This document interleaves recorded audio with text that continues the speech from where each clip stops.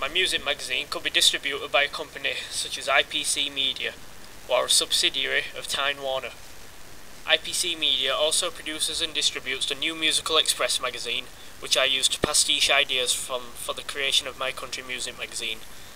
Other music magazines published by IPC Media include Uncut and Classic Rock. I took inspiration for the front cover of my magazine from some of the front covers of Uncut, such as these.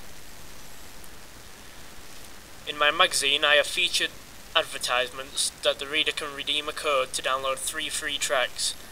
These will encourage the audience to purchase the magazine to gain their own code.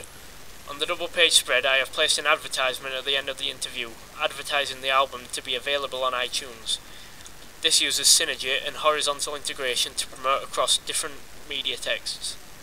The advantages of this are that it is a good way to squeeze as much profit out of the brand as possible across different platforms and can gain a wider national audience. However, the disadvantages could be that most people will be reading the magazine and not buying it, which would lead to a large circulation, but less would purchase the magazine and be able to redeem the codes, so the readership would be lower.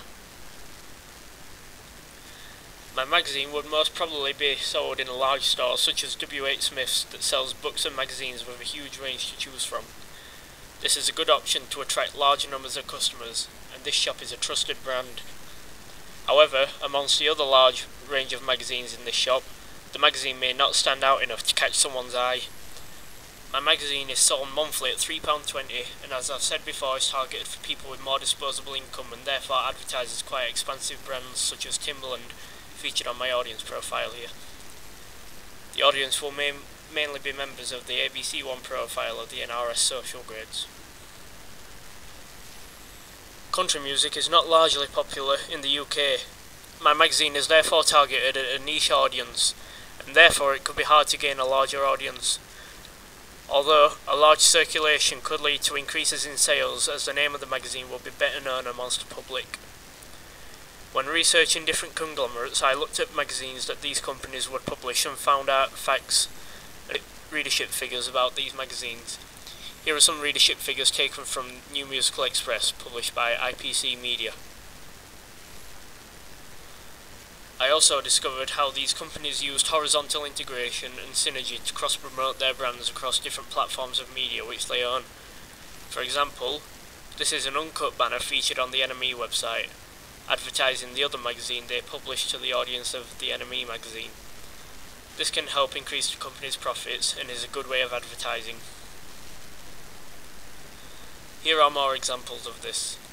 Kerrang magazine featured on Q Magazine's website, and Q Magazine featured on Kerrang Magazine's website, creating synergy using promotional banners which link the sister magazines to each other's websites. Some adverts may even be like this, advertising an electronic version of the magazine with a special David Bowie version here, which users can download and read on their iPads. This relates to the theory of technological convergence by Peter Fury, where media companies spread their products over a range of platforms to distribute their products as much as they can.